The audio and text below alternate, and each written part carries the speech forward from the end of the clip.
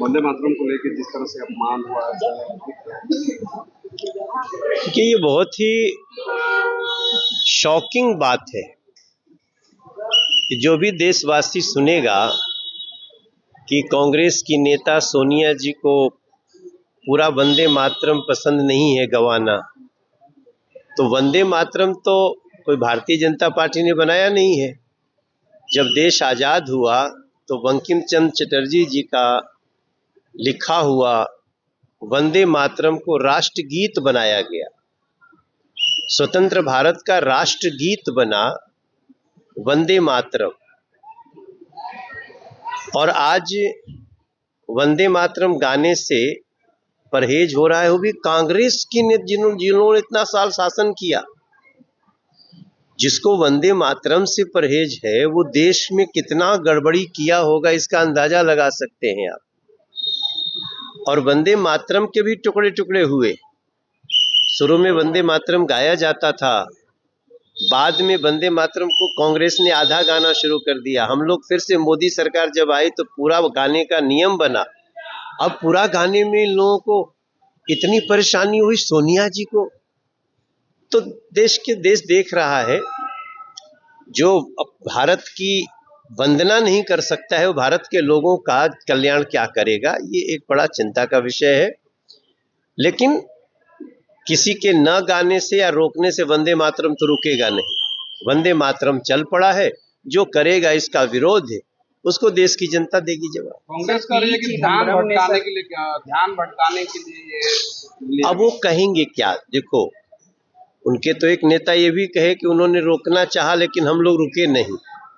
तो हम तो बड़ा खुश हुए कि कम से कम कांग्रेस में दो विचारधारा है। एक जो पूरा वंदे मातरम गाना चाहती है, मैंने मनोज राम को सुना, वो हमारे सांसद हैं जहाँ का मेरा गांव है, लेकिन वो ये तो कह ही रहे हैं कि हाँ सोनिया जी रोकना चाहती थी लेकिन हम लोग रुके नहीं।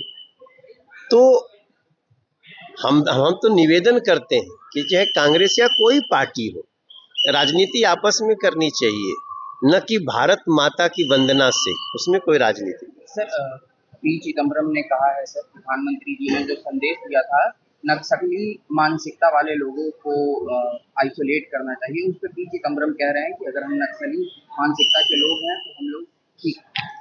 अभी तो उड़ता हुआ तीर ले रहे हैं। दिमागी नक्सली किसको कहा मोदी जी ने?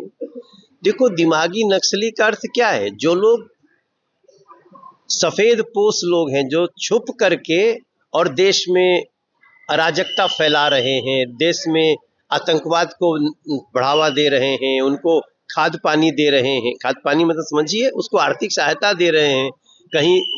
तो ऐसे लोगों को जब प्रधानमंत्री जी कह रहे हैं तो पूरा देश कह रहा है भाई। लेकिन वो अब कांग्रेस नेता कह रहे हैं कि हम ही हैं, तो आगे हमको कुछ कहने की आवश्यकता है। जन सुराज के संस्थापक थे, अगर कोई भी बीजेपी का नेता अगर अब सवाल उठाता है तो प्रशांत किशोर जी कह रहे हैं कि कुंडली खोल देंगे अब हम लोग। अब हमसे ज्यादा इस पे कुछ न बुलवाए। प्रशांत किशोर जी को मैं सलाह दूंगा कि आप एक चुनाव जीत गए हैं, भले पूरे बिहार में आपका जमानत जब्त हो गया पार्टी का।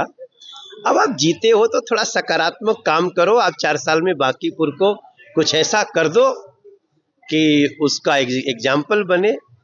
प्रशांत किशोर ने पिछले वीक से भी कहा था कि जो जीतता है उसको झुकना चाहिए, वो संस्कारी होता है, और जो जीत करके भी अट्टहास करे वो अहंकारी हो जाता है। शपथ भी ली है सर।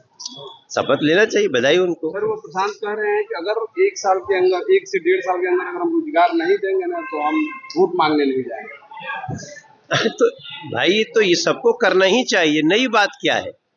आपने प्रशांत किशोर को घमंडी कहा, अहंकारी कहा, इस पे प्रशांत किशोर कह रहे हैं कि हमको मनोज तिवारी जी सर्टिफिकेट की जरूरत नहीं। कोई बात नहीं, हमारा सर्टिफिकेट की जरूरत भी नहीं उनको। मैंने हर किसी को मैंने तो एक लाइन कही कि जीतने के बाद जो जीतता है ना उसको विनम्र होना चाहिए। जो जीत कर भी गाली गलौज करे, वो भी मनोज तिवारी जैसे व्यक्ति को अपशब्द कहे, तो उसको मैं बोल रहा हूँ। मुझे देखो जी, मैं बहुत सकारात्मक व्यक्ति हूँ। मैं बिहार की अस्मिता को लेकर पूरे दुनिया में घूमता हूँ। हम जहाँ जाइला कोशिश करीला कि बिहार के मिठास जाए।